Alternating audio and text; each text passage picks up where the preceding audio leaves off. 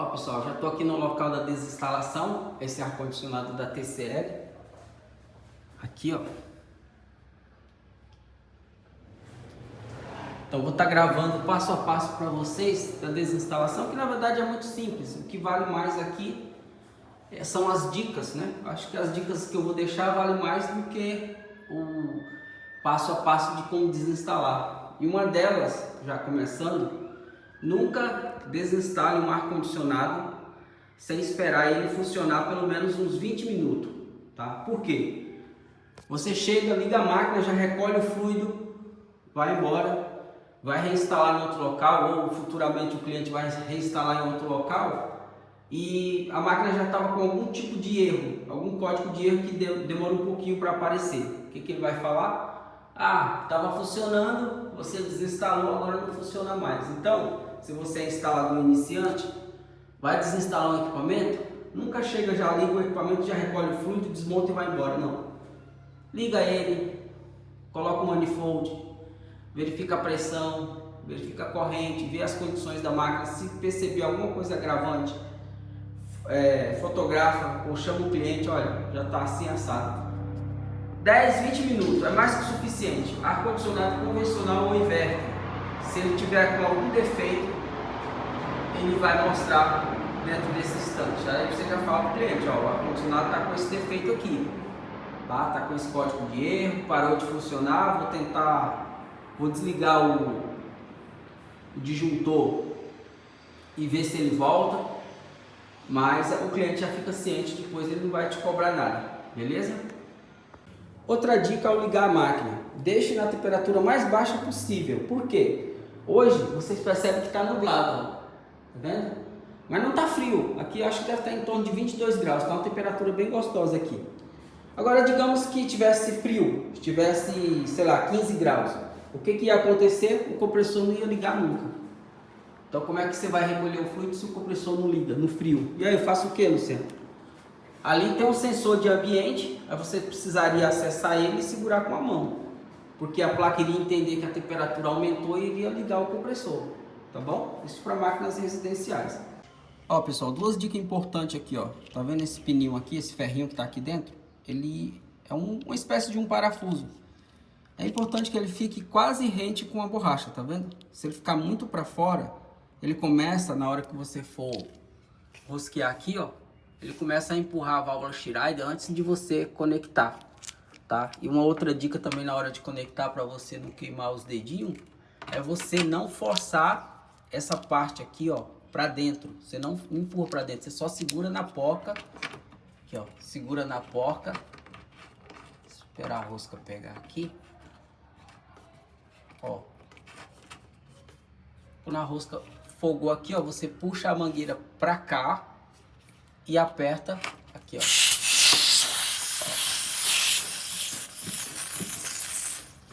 Ó só. Já vê, se eu tivesse fazendo com as duas mãos, puxando isso aqui e apertando aqui, não teria vazado esse fluido, tá? Ele vazou porque eu fiz com a mão só. Tô gravando com a outra, né? Mas se estivesse puxando aqui e rosqueando, ele não teria vazado esse pouquinho de fluido aqui. Tá? Ele é viscoso porque o óleo tá misturado junto. Mas enfim, aqui ó, tá com 212 PSI. Se essa máquina estivesse sem fluido, se ela tivesse, digamos, ela precisa de 680 gramas. Se ela tivesse só com 80 gramas de fluido, essa pressão aqui seria a mesma. Então, pressão aparente do fluido com a máquina desligada não te mostra a real situação da carga de fluido. Por isso que é necessário ligar a máquina e esperar ela trabalhar. Quando ela ligar, isso aqui vai cair depois de uns 10, 20 minutos. É que você vai ter uma noção realmente quanto de fluido refrigerante tem. Perceba que está 212, ó. Aqui, ó. 212 aqui, ó. PSI. Tá? Vou ligar ela, vocês vão perceber que isso aqui vai cair e depois vai estabilizar, tá bom? Mais uma dica aqui, pessoal. Uma das ferramentas de fundamental importância que deve estar sempre na maleta do técnico de ar-condicionado é essa daqui, um alicate amperímetro. A corrente do ar-condicionado, ela pode te indicar muita coisa. Por exemplo, falta de fluido, excesso de fluido, superaquecimento do compressor, porque ali na etiqueta existe uma corrente, né, que a gente chama uma corrente nominal ali, ó. Vamos ver lá de perto já já. Ok? Então quando você mede ali, você sabe, dá para ter um parâmetro se o ar-condicionado está com pouco fluido, está com excesso de fluido, né? Muitas das vezes o cliente reclama assim: pô, o ar-condicionado liga, daqui a pouco o disjuntor cai. Aí você coloca o seu alicate amperímetro, fica monitorando, no momento que cai, de repente aqui a corrente sobe demais, então, então já não é o disjuntor, é porque a corrente do compressor está subindo demais, entendeu?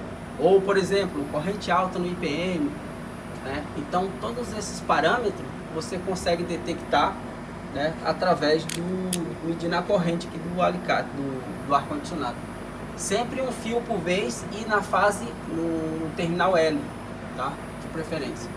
Agora, vale muito a pena vocês prestarem atenção nessa explicação aqui, ó. Muita gente fica equivocado da hora de interpretar essas informações aqui, ó, que estão na etiqueta.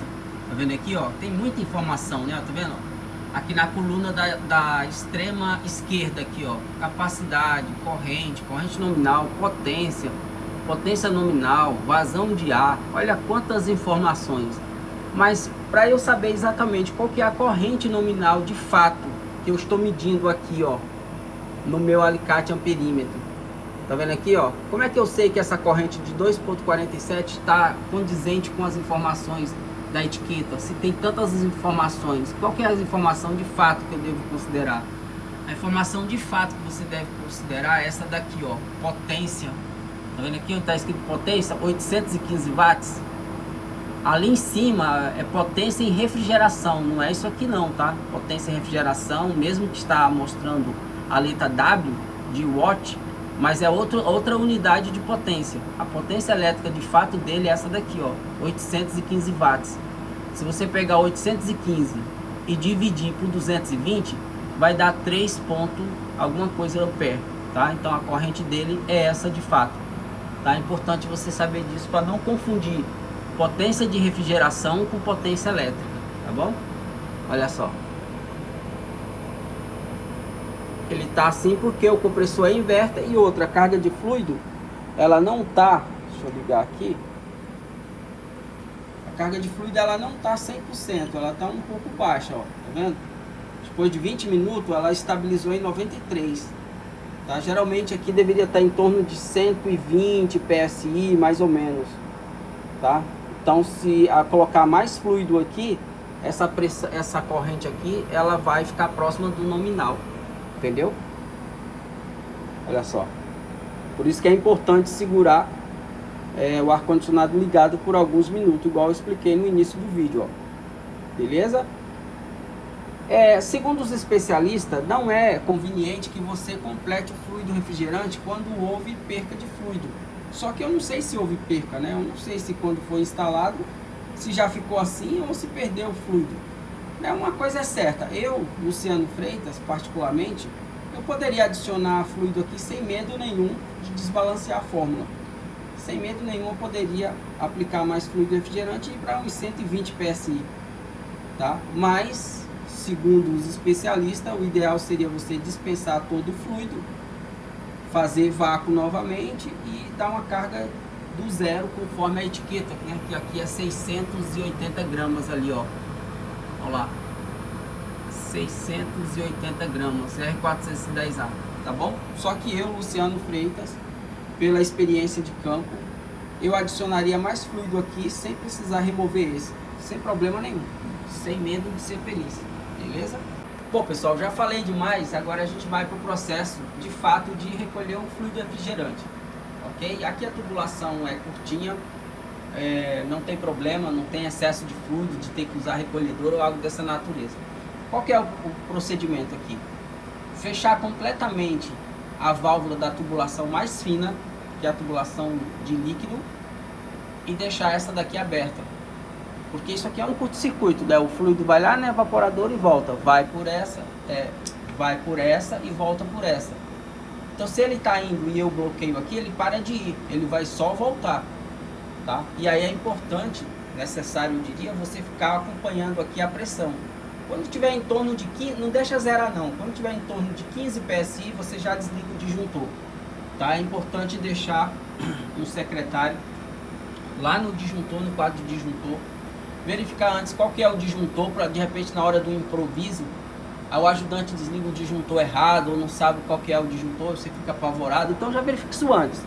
Chega na casa do cliente, qual que é o disjuntor do ar-condicionado? É esse, tem certeza? Desliga e vê se o ar-condicionado não vai ligar, tá? Então já tem essa certeza. Outra coisa, antes de você ter surpresinha, ó, já faz isso, ó.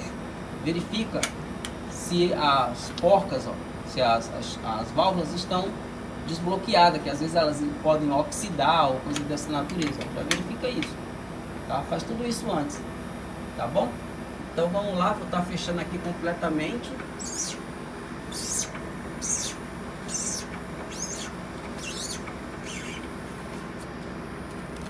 Fechei, já mudei para de cima, ó, ele já começou a recolher. Pode desligar, tchau. Desligou, você termina de fechar aqui, ó, tá? Ah, mas não precisa fechar de cima antes de desligar? Não necessariamente, né? Certamente ele não deveria retornar a pressão por aqui, né? Porque dentro do compressor tem uma válvula de retenção que depois que o fluido passa, ele não retorna por aqui. Pelo menos não deve retornar. Se estiver retornando, é porque essa válvula de retenção lá dentro do compressor está ruim. Beleza? Olha só. Ficou até com uma pressão negativa aqui. É isso aí. Agora é só desconectar, tirar o equipamento, tirar aquilo lá e descer a máquina. A partir daí eu acho que não tem muito mais segredo não.